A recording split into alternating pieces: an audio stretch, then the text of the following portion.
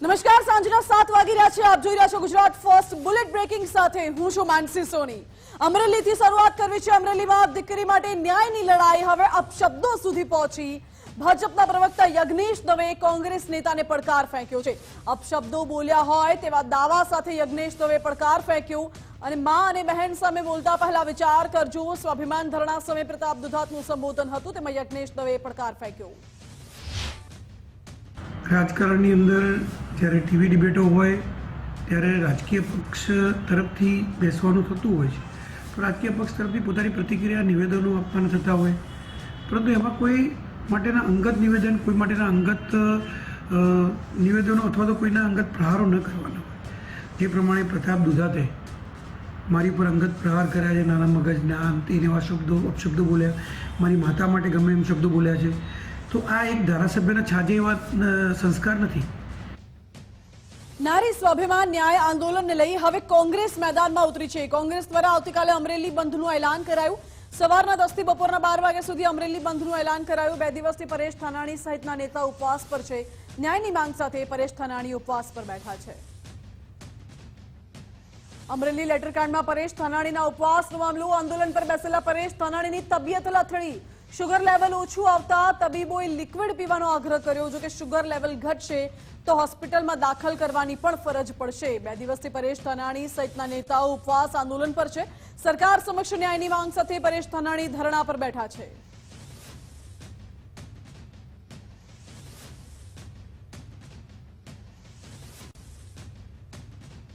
તો અમરેલી લેટરકાંડમાં યુવતીને લઈને રાજકારણ ગરમાયું છે. પૂર્વ વિપક્ષ નેતા પરેશ ધાનાણી ઉપવાસ પર છે, ત્યારે પ્રતિક્રિયા આપી અને ઋષિકેશ પટેલે કોંગ્રેસ પર પ્રહાર કરતા જવાબ પણ આપ્યો છે. અમુક વિષયો પર રાજનીતિ ન કરવી જોઈએ તેવું ઋષિકેશ પટેલે કહ્યું છે. કોંગ્રેસ પાસે વિરોધ કરવાના કોઈ મુદ્દા નથી તેવું પણ કહ્યું. અમુક વાદ વિવાદથી પર કેટલાક વિષયો હોવા જોઈએ, પરંતુ કોંગ્રેસને કોઈ બીજા વિષયો જડતા નથી. એટલે કોઈ એવા મુદ્દાઓ લઈ અને રાજકારણ અને રાજનીતિ એ ગુજરાત માટે પણ યોગ્ય નથી, ચાહે કોઈ પણ પાર્ટી હોય. પરંતુ અમુક વિષયો પર રાખી અને રાજનીતિ થાય તો મારી દ્રષ્ટિએ મને લાગે છે કે ગુજરાતના હિતમાં છે, ગુજરાતના ગૌરવમાં છે.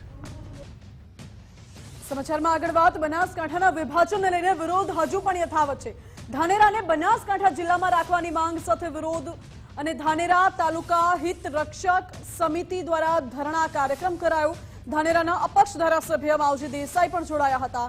ભાજપ કોંગ્રેસના આગેવાનો અને અન્ય લોકો પણ જોડાયા. આ કાર્યક્રમમાં બટેંગે તો કટેંગેનું સૂત્ર પણ ચર્ચાનો વિષય બન્યું છે. જ્યારે ધાનેરા તાલુકા હિત રક્ષક સમિતિએ ચીમકી ઉચ્ચારી.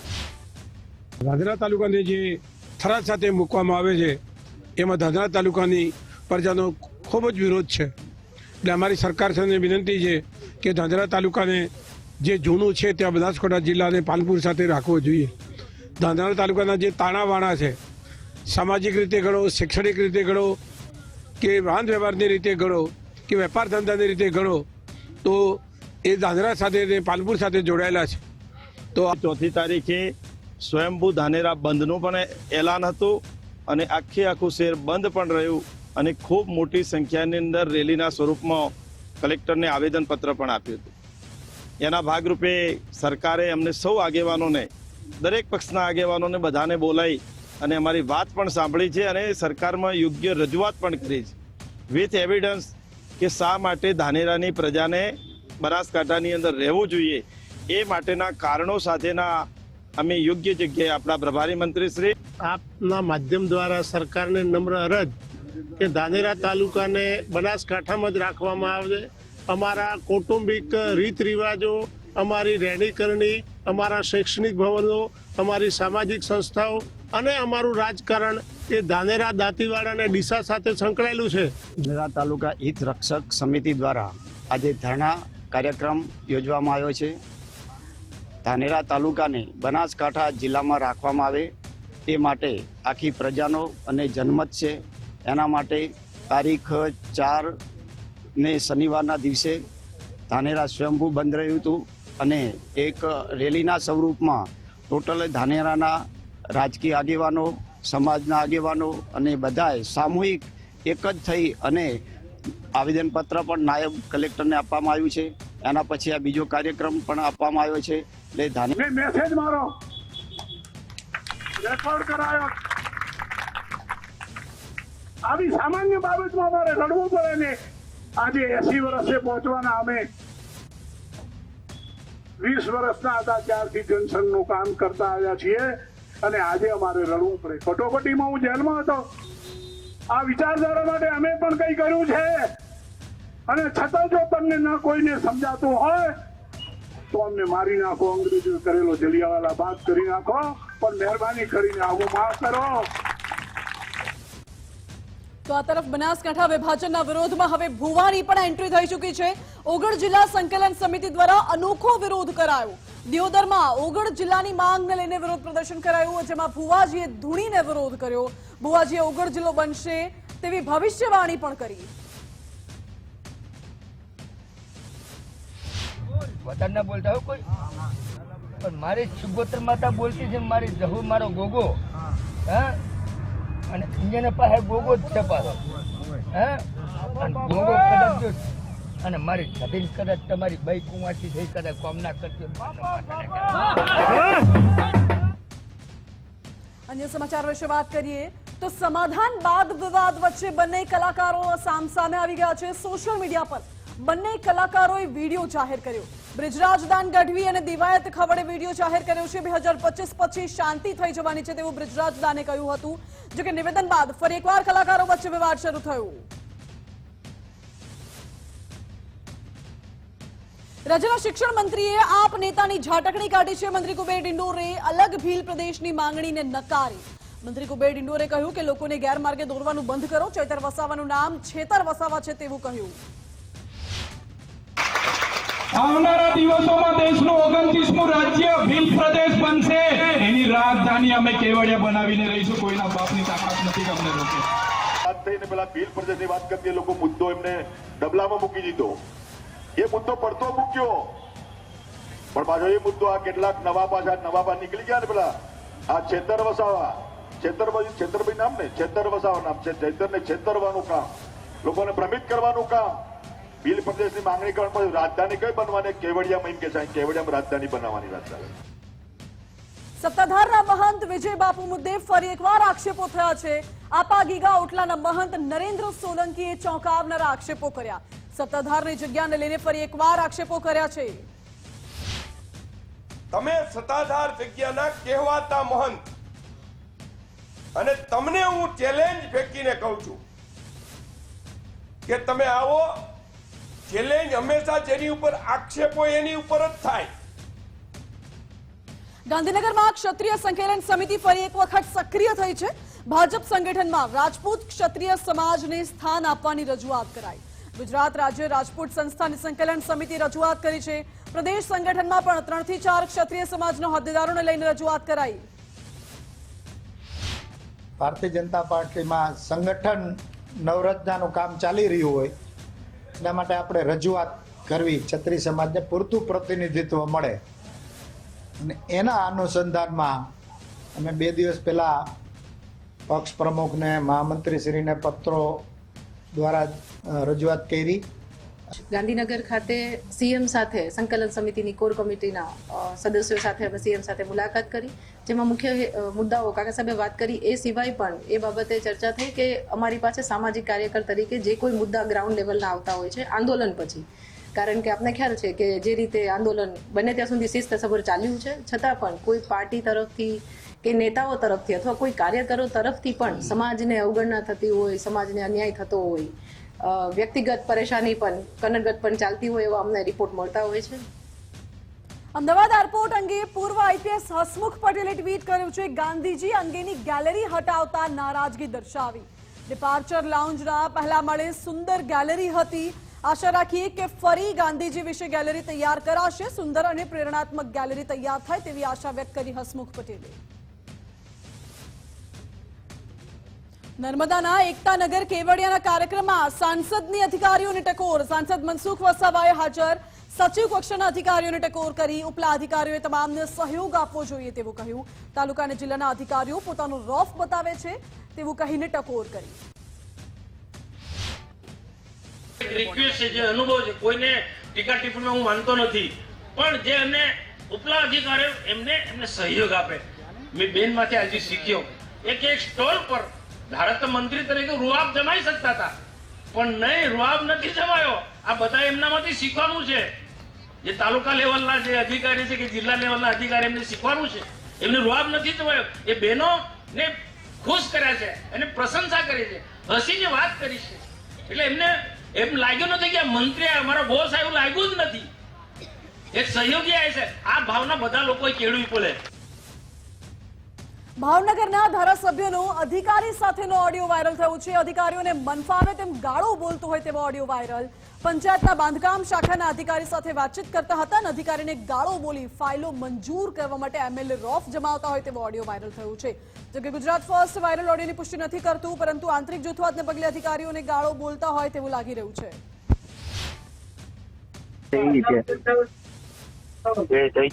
હા, 2 થઈ ગઈ છે. કેસની છે ભાઈ તારી પાસે ફાઇલ? હા સર, 3 તારીખ આવી છે સર.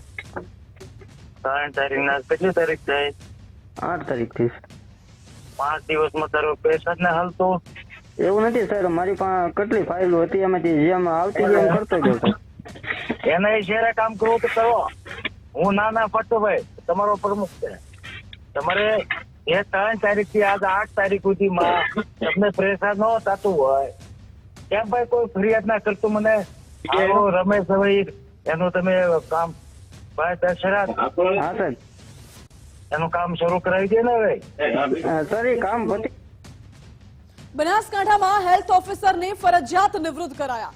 આરોગ્ય વિભાગે દાંતીવાડાના હેલ્થ ઓફિસરને નિવૃત્ત કર્યા છે. બેદરકારી બદલ ડોક્ટર બીજલ ભેદરુને ફરજિયાત નિવૃત્ત કર્યા. 10 વર્ષ અગાઉ ખોટું સર્ટિફિકેટ આપતા ધરપકડ થઈ હતી. યુવતીને 10 વર્ષ અગાઉ ઉંમરનું ખોટું સર્ટિફિકેટ આપ્યું હતું. હવે રાજકોટમાં પણ ધાર્મિક સ્થળમાં વિવાદ સામે આવ્યો. ગેબન શાહ પીરની દરગાહમાં ટ્રસ્ટની ચૂંટણી મુદ્દે પત્ર લખવામાં આવ્યો. કોંગ્રેસ નેતા યુનુસ જુનેજાએ સીએમ અને વકફ બોર્ડને રજૂઆત કરી છે કે દરગાહ ટ્રસ્ટની ચૂંટણી પારદર્શી રીતે થાય તેવી માંગ કરી. હાજી બાપુના પત્રએ વહીવટ પચાવી પાડ્યાનો પણ આરોપ લગાવ્યો છે.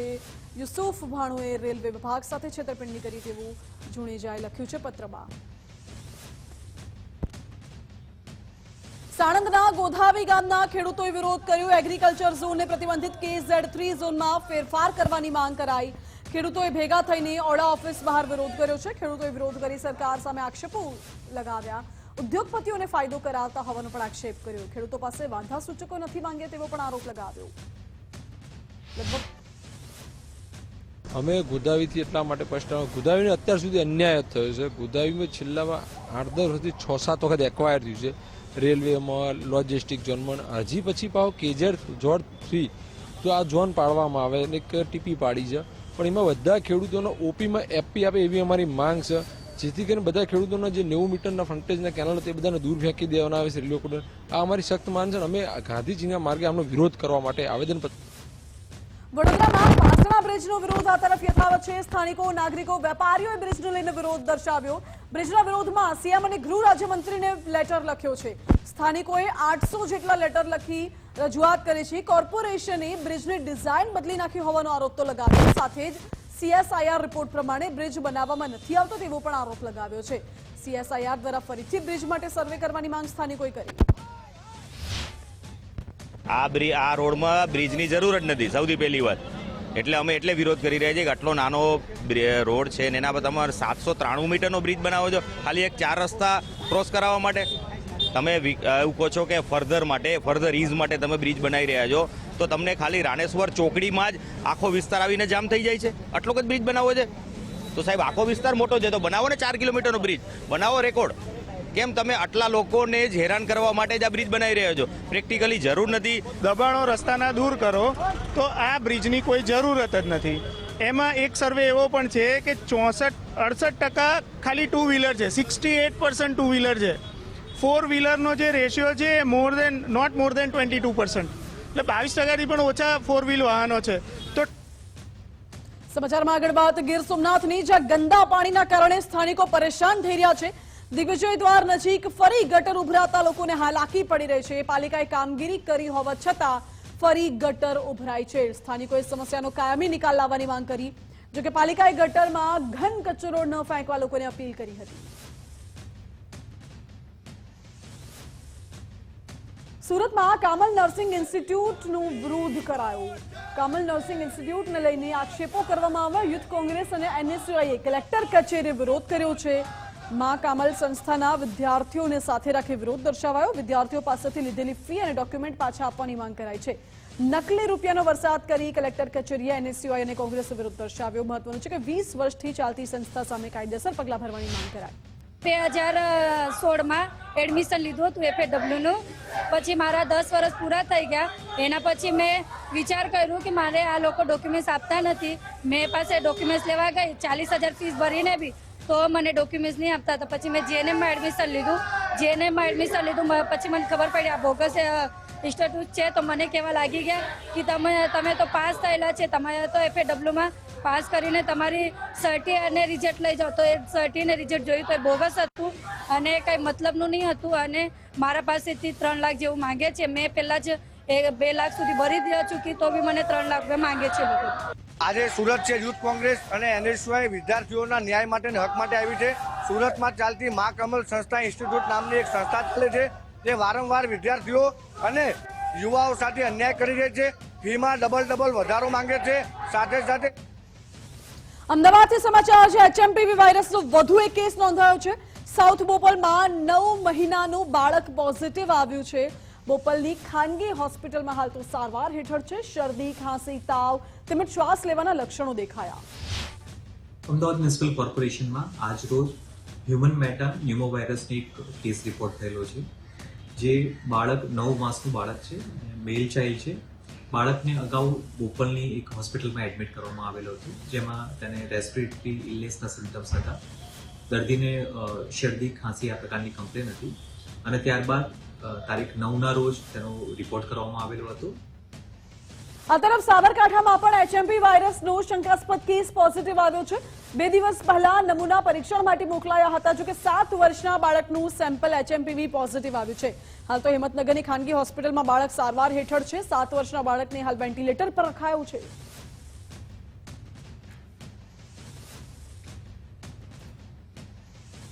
અમદાવાદમાં HMPV કેસના સેમ્પલ તપાસ માટે મોકલવામાં આવ્યા છે. વસ્ત્રાપુરની સ્ટર્લિંગ હોસ્પિટલમાં HMPVના સેમ્પલ મોકલાયા અને ત્યારબાદ એ હોસ્પિટલે BJ મેડિકલ કોલેજમાં સેમ્પલ તપાસ માટે મોકલ્યા. તપાસ બાદ આગામી 2 કલાકમાં સેમ્પલના રિપોર્ટ આવશે. 80 વર્ષના વૃદ્ધ જે એકચ્યુઅલી અસ્થમાથી પીડાતા એમનું સેમ્પલ સિવિલ હોસ્પિટલમાં ટેસ્ટિંગ માટે આવ્યું છે અને એનો રિપોર્ટ 2-3 કલાકમાં મળી જશે. અત્યારે જો વાત કરીશ ને તો સિવિલ હોસ્પિટલમાં એક પણ દર્દી દાખલ નથી. ફરીથી આપના માધ્યમ થકી લોકોને એક જ વાત કહેવા માંગીશ કે HMPV વાયરસ વર્ષો જૂનો છે. મહેરબાની. આરોગ્ય મંત્રીએ HMP વાયરસને લઈને નિવેદન આપ્યું છે. HMP વાયરસ નવો નથી, જૂનો છે તેવું ઋષિકેશ પટેલે કહ્યું. વાયરસ ચેપી હોવાથી સાવચેતી જરૂરી છે, જો કે વાયરસથી ગભરાવાની જરૂર નથી. HMPV વાયરસ મેં પહેલા અગાઉ પણ કહ્યો હતો, ઓલરેડી એક્ઝિસ્ટ છે. જે રેસ્પિરેટરી વાયરસીસ છે એ પૈકીનો એક વાયરસ છે. 2001માં આઈડેન્ટિફાઈ થયો એ પહેલા પણ અમદાવાદની સ્કૂલમાં બાળકીના મોત અંગે મોટો ખુલાસો. માસૂમ બાળકીનું મોત હાર્ટ એટેકથી થતા હાહાકાર મચ્યો. હાર્ટ એટેકના લીધે મોત થયાનો સ્કૂલ સંચાલકોનો દાવો. 3જા ધોરણમાં અભ્યાસ કરતી હતી બાળકી. કાર્ડિયક એરેસ્ટને લીધે ઝાયડસ હોસ્પિટલમાં લઈ જવાઈ, જો કે બાળકીનું સારવાર દરમિયાન મોત થયું. बहुत ही अनफॉर्चुनेट इंसिडेंट है. ग्रेड 3 की बच्ची है जिसका नाम की गार्गी है, गार्गी तुषार रानपारा. आज सुबह रेगुलर बेसिस पे वो स्कूल आई थी वैन में. वैन से ही वो स्कूल आती है. ऊपर क्लास में जाने से पहले कॉरिडोर में वो धीरे धीरे चल रही थी और अचानक हमने देखा कि उसको थोड़ी बहुत अनइजीनेस थी शायद, इसी वजह से जाकर वो एक चेयर पे बैठ गई. एंड चेयर पे बैठने के बाद वो स्लाइड करके जैसे नीचे गिरने लगी तो टीचर्स ने जाकर उसको पकड़कर આજે સવારે પોલીસને માહિતી મળી એક નાની બાળકી છે, એની મૃત્યુ થયેલ છે. પોલીસે અત્યારે એને ઇન્ક્વેસ્ટ કરીને પોસ્ટમોર્ટમ માટે મોકલી આપેલ છે અને જે પોલીસ તમામ એંગલથી તપાસી રહી છે અને જે PM પછી જે આવશે રિપોર્ટ એ પોલીસ તપાસ કરશે. અત્યારે પોલીસ રાજકોટમાં બાળકોના આરોગ્યને લગતી ચોંકાવનારી વિગતો સામે આવી છે.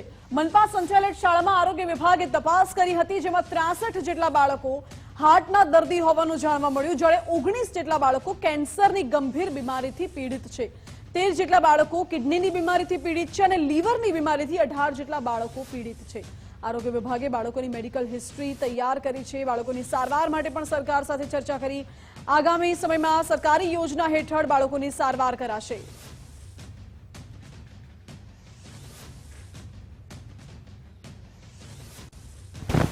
વડોદરામાં 2 વિદ્યાર્થીઓના આપઘાતથી હડકંપ મચી ગયો છે. મહીસાગર નદીમાં બંને વિદ્યાર્થીઓની શોધખોળ શરૂ કરાઈ છે. ધોરણ 10માં ભણતી વિદ્યાર્થીની જયુબેન ગોહિલે આપઘાત કર્યો, જ્યારે ધોરણ 12 કોમર્સમાં ભણતા વિવેક ભોઈએ પણ જીવન ટૂંકાવ્યું છે. વાંકાનેરની સાર્વજનિક હાઈસ્કૂલમાં ભણતા હતા આ બંને પરિવાર સાથે પોલીસે ઘટના સ્થળે પહોંચી તપાસ શરૂ કરી છે. સાવલીના કનોડા ગામે વિદ્યાર્થીઓએ આપઘાત કર્યો.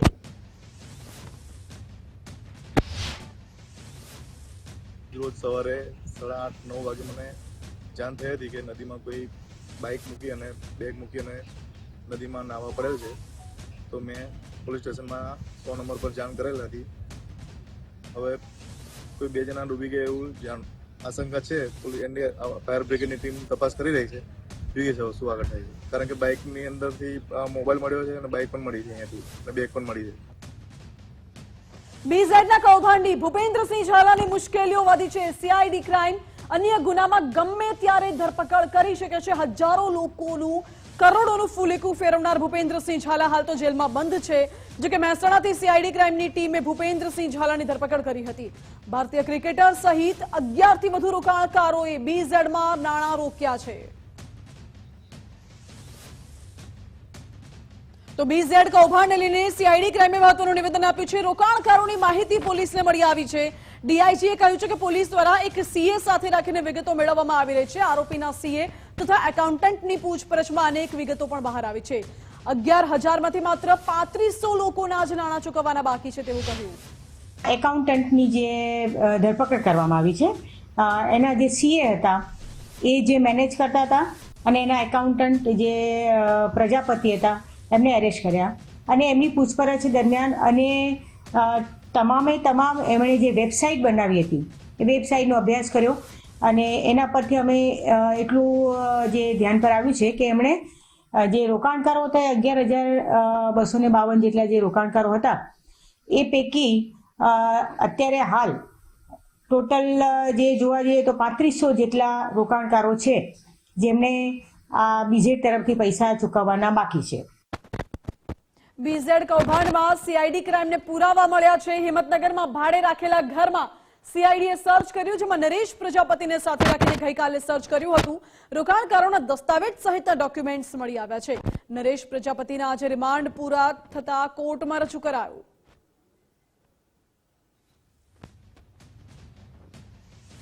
અમદાવાદમાં દબાણો દૂર કરવા હાઈકોર્ટે મંજૂરી આપી છે. સલમાન એવન્યુ બાદ વધુ એક દબાણ હટાવવા હાઈકોર્ટે મંજૂરી આપી.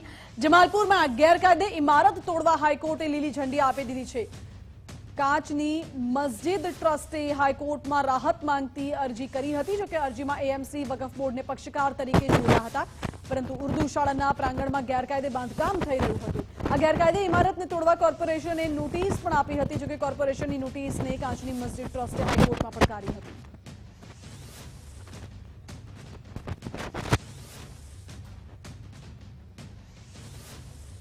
બુલેટ બ્રેકિંગમાં આગળ વાત કરીશું અન્ય મહત્વપૂર્ણ સમાચારોની, પરંતુ હાલ સમય થયો છે એક નાનકડા બ્રેકનું. જોતા રહો ગુજરાત ફર્સ્ટ.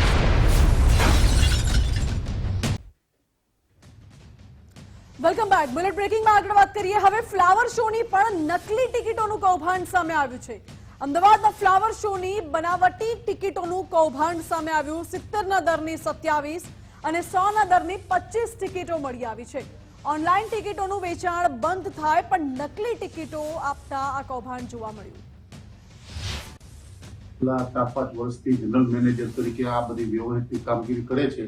એમને આવતા એમના તાબાના કર્મચારી સાથે ચેક કરતા આ બાબતે પ્રાથમિક દ્રષ્ટિએ જે એજન્સી જેને છાપવા માટે આપેલી હતી એમના દ્વારા કે એમને જે માલ સપ્લાય કરી છે એમાંથી કોઈ જગ્યાએ અજાણ્યા માણસોએ મેળવી અને ઉપયોગ કરી અને એન્ટ્રી ગેટ માટે મળી આવેલ હોય. ભાવનગરની બેંક ઓફ બરોડામાં સરકારી લોન યોજનામાં કૌભાંડ સામે આવ્યું છે. લોન કૌભાંડમાં પોલીસે 5 લોકોની અટકાયત કરી છે. બેંક ઓફ બરોડાના રિજનલ હેડે પોલીસ સ્ટેશનમાં ફરિયાદ નોંધાવી છે. 24 લોન ધારકો, 2 બેંક કર્મચારી અને 2 વચેટિયા સામે ફરિયાદ નોંધાઈ છે.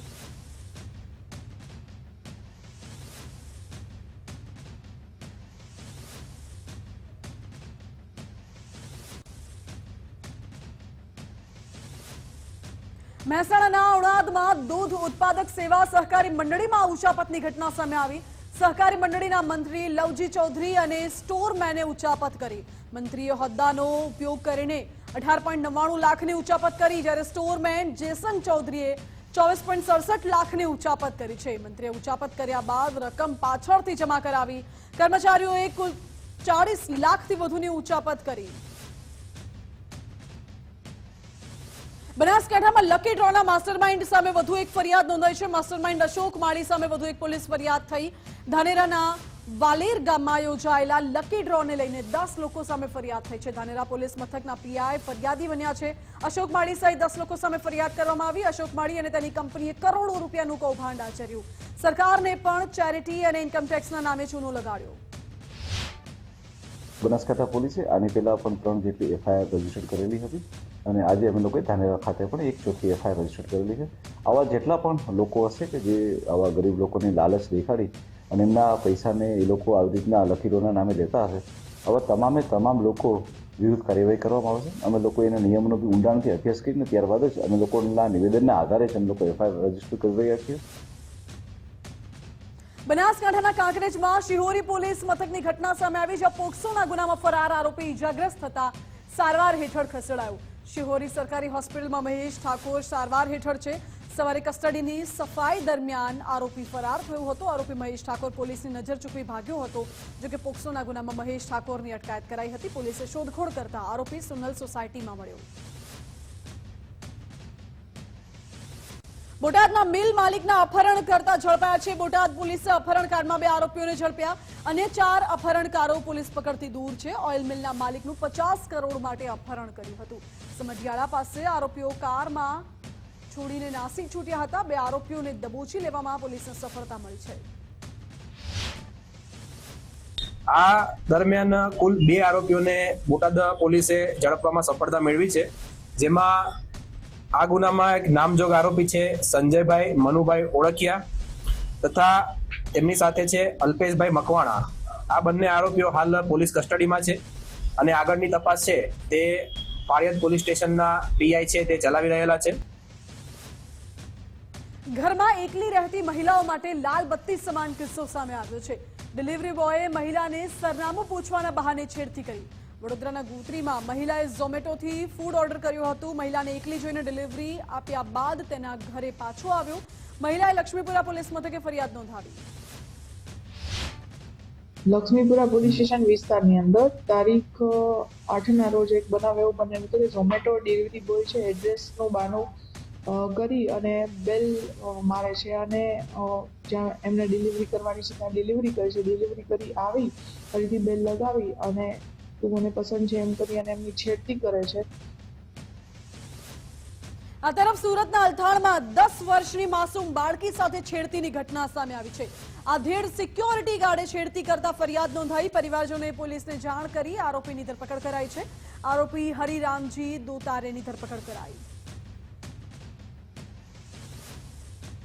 આસારામ રેપ કેસના સાક્ષી અમૃત પ્રજાપતિની હત્યાનો મામલો 10 વર્ષ પહેલા હત્યાની ઘટના બની હતી. જોકે આરોપીને રાજકોટ ક્રાઇમ બ્રાન્ચે ઝડપ્યો હતો. કર્ણાટકથી આરોપી કિશોર બાલકૃષ્ણ બોડકેની ધરપકડ કરાઈ. ગુપ્ત ઓપરેશન હાથ ધરી રાજકોટ પોલીસે આરોપીને ઝડપ્યો.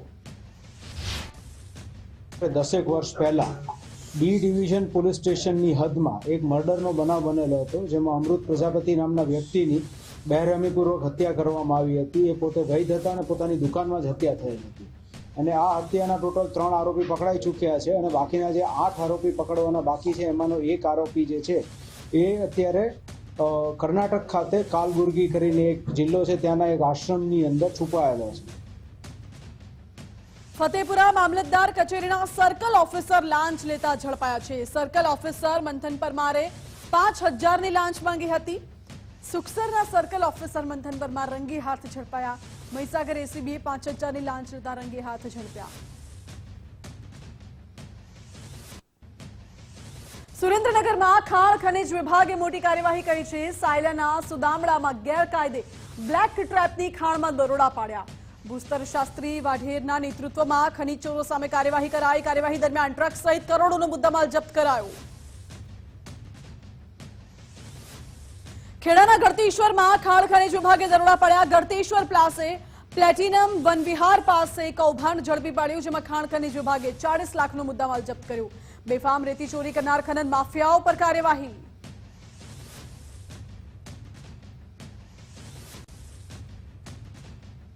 પોરબંદરમાં ખનીજ ચોરી પર તંત્રે તવાઈ બોલાવી. 2 દિવસમાં 73 લાખની ખનીજ ચોરી ઝડપાઈ. ખનીજની ગેરકાયદે પરિવહન કરતા વાહનો પણ ઝડપાયા. લાઇમસ્ટોન અને બિલ્ડિંગ સ્ટોનનો જથ્થો અને વાહનો કબજે કરાયા. જિલ્લા કલેક્ટરની સૂચનાથી ખનીજ વિભાગે કાર્યવાહી કરી છે. 9 ટ્રક કબજે કરવામાં આવ્યા.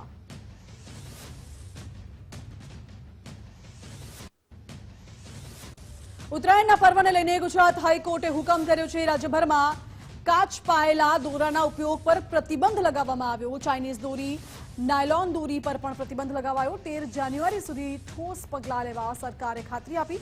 ગુજરાત હાઈકોર્ટમાં 13 જાન્યુઆરીએ વધુ સુનાવણી થશે. એક હેલ્પલાઇન પણ ચાલુ કરી છે.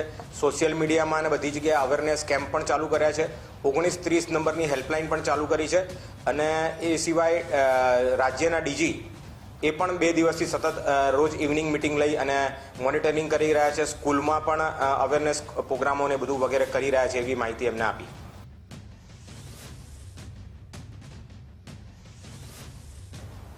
કોટન ડેરી જો ગ્લાસ કોટેડ હોય તો એ પણ ઘાતક છે અને એના પર પ્રતિબંધ છે જ, એવું સરકારે વારંવાર કહ્યું છે, એટલે એને એક્સક્લુડ થાય નહીં.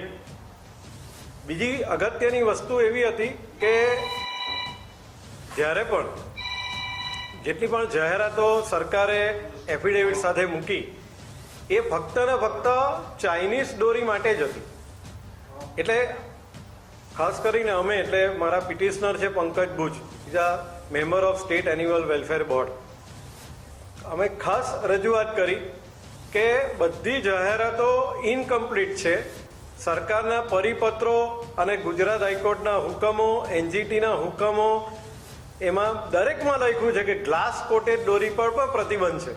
એટલે સુરતમાં રેલવે સ્ટેશન પર મુસાફરો રોષે ભરાયા. પ્લેટફોર્મ નંબર 4 પર મુસાફરોએ બબાલ કરી. યાત્રીઓએ દરવાજો ન ખોલતા રોષ ભભૂક્યો. બહાર ઉભા રહેલા લોકોએ ટ્રેનની બારીના કાચ તોડ્યા. લોકોએ કાચ તોડી ટ્રેનમાં પ્રવેશવાનો પ્રયાસ કર્યો, જો કે રેલવે પોલીસે ઘટના સ્થળે પહોંચી કાર્યવાહી હાથ ધરી. વિડીયો સોશિયલ મીડિયામાં વાયરલ. પાટણ એલસીબીએ વિદેશી દારૂની હેરાફેરીનો પર્દાફાશ કર્યો. બુટલેગર દૂધના ટેન્કરમાં વિદેશી દારૂની હેરાફેરી કરતા હતા. રાજસ્થાનથી ગુજરાતમાં દારૂની હેરાફેરી થતી હતી. એલસીબીએ 20 લાખથી વધુનો વિદેશી દારૂનો જથ્થો ઝડપ્યો છે. પોલીસે 350 પેટીથી વધુ વિદેશી દારૂ ઝડપી પાડ્યો. સુરતમાં તબીબના પ્રિસ્ક્રિપ્શન વિના નશાકારક સિરપનું વેચાણ પકડાયું. વરાછા ઉમિયાધામ રોડ પર સપન મેડિકલ સ્ટોરમાં દરોડા પાડવામાં આવ્યા, જ્યાં એસઓજીએ 29 જેટલી નશાકારક સિરપની બોટલ ઝડપી પાડી છે. એસઓજી મેડિકલ સ્ટોરના સંચાલકને પણ પકડી પાડ્યો છે. મેડિકલ સ્ટોરના સંચાલક ચતુર શેલડિયા સામે કાર્યવાહી શરૂ કરાઈ. વડોદરામાં 6 કિલો અફીણના જથ્થા સાથે 2 ઇસમ ઝડપાયા. ગોલ્ડન ચોકડી નજીક હાઈવે પાસે અફીણનો જથ્થો ઝડપાયો. મધ્યપ્રદેશથી બાઇક પર અફીણની ડિલિવરી આપવા માટે આવ્યા હતા. એસઓજીએ 6 લાખથી વધુની કિંમતનો અફીણનો જથ્થો જપ્ત કર્યો છે. પોલીસે એમપીના મંદસોરથી આવતા 2 શખ્સોની ધરપકડ કરી. અન્ય 2 આરોપીઓને વોન્ટેડ જાહેર કરી વધુ તપાસ હાથ ધરી છે. 20 દિવસમાં એસઓજીએ 28.32 લાખનો મુદ્દામાલ જપ્ત કર્યો.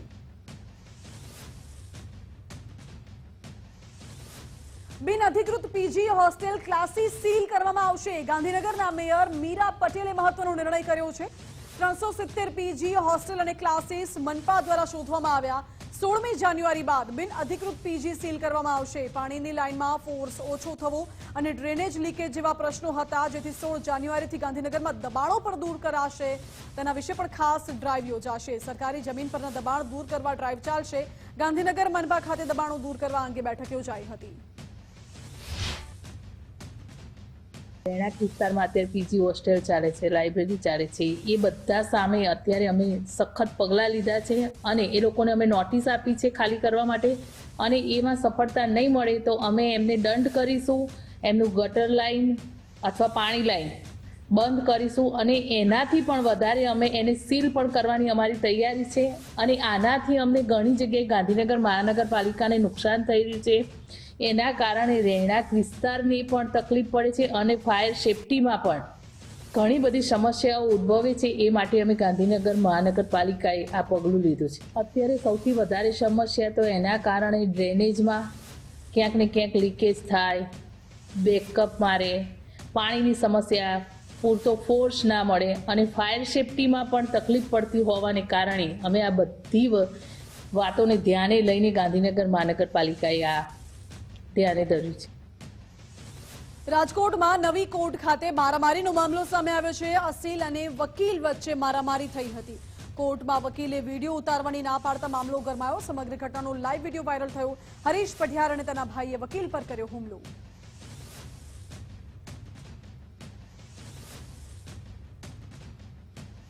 અમદાવાદમાં કાયદો અને વ્યવસ્થાની સ્થિતિ પર ફરીથી સવાલ ઉભા થયા છે. બાકરોલ ગામમાં રબારીવાસમાં માથાભારે શખ્સોએ હુમલો કર્યો. હુમલાખોરો કાશિન્દ્રા ગામના સ્થાનિક રહીશો હોવાની આક્ષેપો થઈ રહ્યા છે. ખનીજ ચોરીની ફરિયાદની અદાવતમાં હુમલો કરાયો હોય તેવા આક્ષેપો કરાયા. લાકડી અને ધોકા વડે ટોળાએ રબારીવાસના લોકો પર હુમલો કર્યો. અગાઉ ખાણ ખનીજમાં ખનીજ ચોરીની ફરિયાદ આપેલી, જેના અનુસંધાને ત્યાં આગળ ખાણ ખનીજની ટીમે રેડ કરી માપણી કરેલી, તો એનો મન દુઃખ રાખીને કાશિન્દ્રા ગામના ભરતભાઈ દરબાર દ્વારા અમારા બાકરોલ ગામમાં મારા ઘરે આવીને મારા મોટા ભાઈ જેઓને ઈજા પહોંચાડેલ છે અને ખૂબ માર મારેલ છે, જેમને એક ફ્રેક્ચર અને 4 ટાંકા આવેલ છે. ગાંધીનગરમાં દિવાલ ધરાશાયી થતા 2 શ્રમિકોના મોત થયા છે. એક ગંભીર રીતે ઈજાગ્રસ્ત. માણસાના ખરણા ગામે મંદિરની કામગીરી સમયે દુર્ઘટના સર્જાઈ. મંદિરનું કામ ચાલી રહ્યું હતું ત્યારે દિવાલ ધરાશાયી થઈ. ઘટના સ્થળે એકનું મોત, અન્ય યુવકનું ગુજારિયા સિવિલમાં મોત થયું છે. અન્ય એક યુવકને ગંભીર હાલતમાં અમદાવાદ સિવિલ હોસ્પિટલ ખસેડાયો.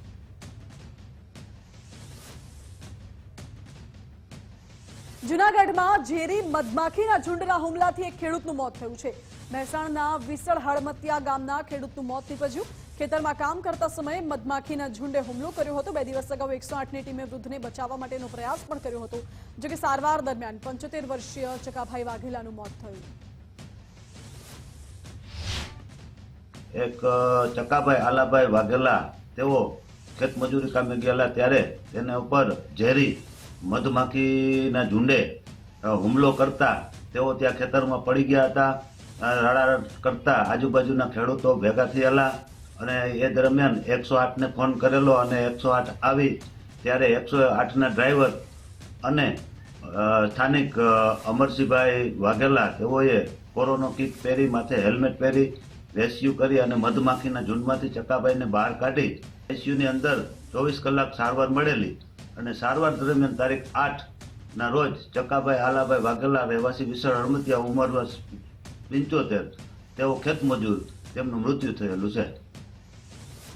કેન્દ્રીય ગૃહમંત્રી અમિત શાહ મહેસાણા આવશે. ગૃહમંત્રી 16 જાન્યુઆરીએ વડનગરની મુલાકાત લેશે. વડનગરમાં મ્યુઝિયમ અને સ્પોર્ટ સંકુલનું લોકાર્પણ કરવાના છે. એશિયાનું બીજું સૌથી મોટું મ્યુઝિયમ અને સ્પોર્ટ સંકુલ બનશે. કેન્દ્રીય ગૃહમંત્રી પ્રેરણા સ્કૂલની પણ મુલાકાત લેશે. વડનગરની સાયન્સ કોલેજમાં જાહેર સભા સંબોધશે. તો ગણપત યુનિવર્સિટીના પદવીદાન સમારોહમાં પણ હાજર રહેશે. મહેસાણા એરોડ્રમથી હેલિકોપ્ટર મારફતે તેઓ અમદાવાદ પણ જશે.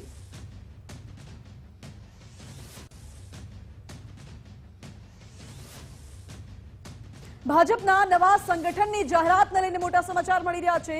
જિલ્લા અને શહેર પ્રમુખના નામો જાહેર થવામાં હજુ પણ વિલંબ થઈ શકે છે. 33 જિલ્લા અને 8 મહાનગરપાલિકાના ભાજપ પ્રમુખ જાહેર થવામાં વિલંબ થશે. 1-2 દિવસ બાદ જાહેર થઈ શકે છે શહેર અને જિલ્લા ભાજપના પ્રમુખનું નામ. જો કે દિલ્હી ગયેલા પ્રદેશના ચૂંટણી નિરીક્ષકોનો દિલ્હી પ્રવાસ લંબાવાયો છે, એટલે દિલ્હી હાઈકમાન્ડમાંથી લીલી ઝંડી મળ્યા બાદ જ નામો જાહેર થશે.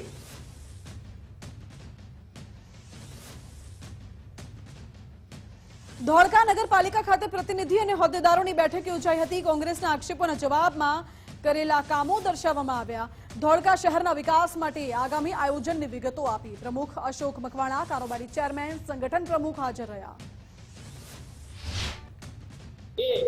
અમારી ભારતીય જનતા પાર્ટીની બોડી આવનારા 26માં બનવાની છે અને શહેર વિકાસ તરફ આગળ વધી રહેવાનો છે. અમારા ધારાસભ્ય પણ ફરી ખૂબ સારી કામગીરી થકી આ શહેરના વિકાસમાં આદરણીય બાપુ પણ ખૂબ સારી કામગીરી અને એમના માર્ગદર્શનથી આ શહેર કેમનું વિકાસ પામે, મારા શહેરમાં કેમની સુખ સગવડો વધે, આ શહેર રહેવા લાયક, માણવા લાયક અને પસાર થવા લાયક કેમનું બને, એ જે બાપુનું સૂત્ર છે એ આદરણીય કિરીટસિંહજી પણ સાકાર કરવા માટે સતત કામ કરી રહ્યા છે. એવા સંજોગોમાં લોકશાહીની અંદર લોકોને વિરોધ કરવાની થતા હોય છે, લોકો વિરોધ પણ કરતા હોય છે. વિરોધ કરવાનું માધ્યમ છે એ અલગ પ્રકારનું હોય છે અને જે કંઈ કહેવામાં આવ્યું કામગીરી બાબતે એ લગભગ ચોમાસા પછીથી નગરપાલિકાની ટીમ, ડીસી, તમામ એજન્સીઓ સતત એના માટે કાર્યરત છે. અમુક પ્રશ્નો એવા હોય કે જે વર્ષોથી સોલ્વ ન થતા હોય, એવા પ્રશ્નો હેડેકવાળા આવી ગયા હોય કે જેના કારણે રસ્તાઓ બંધ કરવા પડેલા હોય, એ અલ્ટિમેટલી લોકોની સુખાકારી માટે જ હોય છે. અને નગરપાલિકા તંત્ર હંમેશા તત્પર છે અને કાર્યક્ષમ પણ છે. જે કાંઈ ગાંધીનગર વિધાનસભાના બજેટ સત્રની તૈયારીઓ શરૂ કરવામાં આવી. આગામી 19 ફેબ્રુઆરીથી શરૂ થઈ શકે છે વિધાનસભા સત્ર. 20 ફેબ્રુઆરીના રોજ બજેટ જાહેર થશે. નાણામંત્રી કનુ દેસાઈ બજેટ જાહેર કરશે. 4 નવા વિધેયકો પણ રજૂ થઈ શકે છે. આ વિધેયકો અને સત્રના આયોજન બાબતે અંતિમ નિર્ણય બાદ જાહેરાત થશે.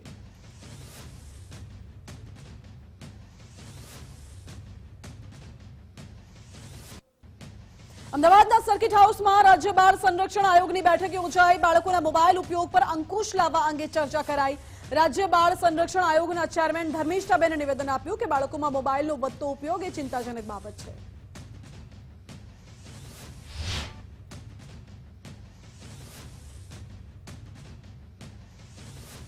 કેન્દ્ર અને ગુજરાત સરકારની જે યોજના છે એ મુજબ અમે પણ જ્યાં ત્યાં પ્રવાસો થાય છે અમારા જિલ્લામાં, ત્યાં દરેક વિભાગના અધિકારીઓ સાથે સોશિયલ મીડિયાથી બાળકો કેવી રીતે દૂર રહે એમના માટે અવેરનેસ માટે કાર્યક્રમો કરવા, અને બીજું કે સ્કૂલ હોય કે આરોગ્ય હોય કે જ્યાં પણ પેરેન્ટ્સ સાથેના જે બેઠકો થતી હોય છે ત્યાં પણ અમે માતા પિતાને પણ આ બાળકોને સોશિયલ મીડિયાથી કેવી રીતે દૂર રાખવા એના માટે સતત અવેરનેસના કાર્યક્રમો કરી અને માતા પિતાને પણ અમે એની સૂચના કરી અને એમને સોશિયલ મીડિયાથી દૂર રાખવા માટેના પ્રયત્ન કરી રહ્યા છીએ.